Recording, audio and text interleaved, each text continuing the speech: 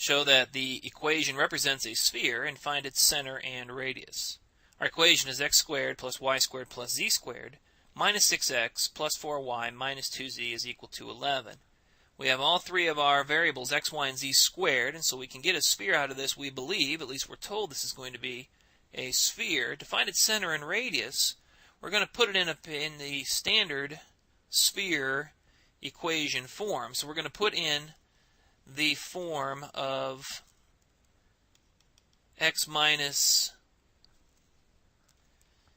h quantity squared plus y minus k quantity squared plus z minus l quantity squared equals r squared, where h, k, and l are the coordinates of our center for x, y, and z respectively, and r is the radius.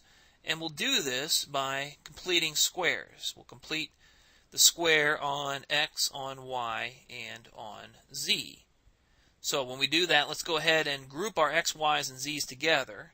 I'm going to take x squared minus 6x, and I'm going to leave some space here to complete the square on x, plus y squared plus 4y, leave some space there, plus z squared minus 2z, z squared minus 2z, and then leave some space, and on the right side we have 11.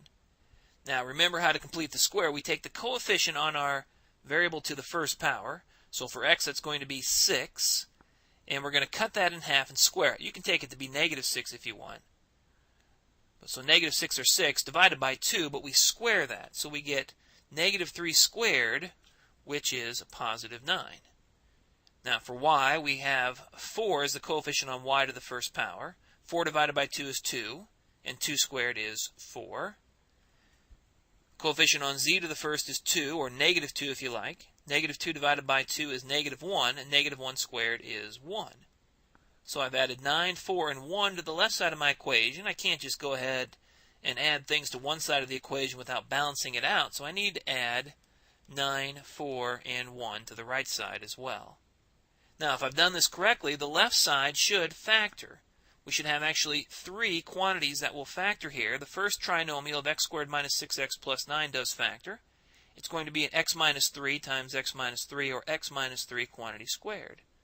The trinomial y squared plus 4y plus 4, of course, factors into y plus 2 times y plus 2, or y plus 2 quantity squared.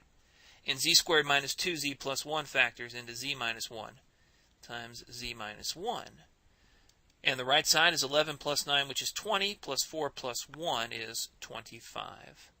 And so we can see then we do in fact have a sphere. The center is, well, the value of x that would make this quantity 0 is positive 3. The value of y that would make this quantity 0 is negative 2. And the value of z that would make our last quantity being squared 0 is positive 1. So there's our center. And the radius is r equals, well, remember this is the radius squared, so we'll take the square root of 25, which of course is 5. So that equation did in fact represent a sphere with a center of 3, negative 2, 1, and radius of 5.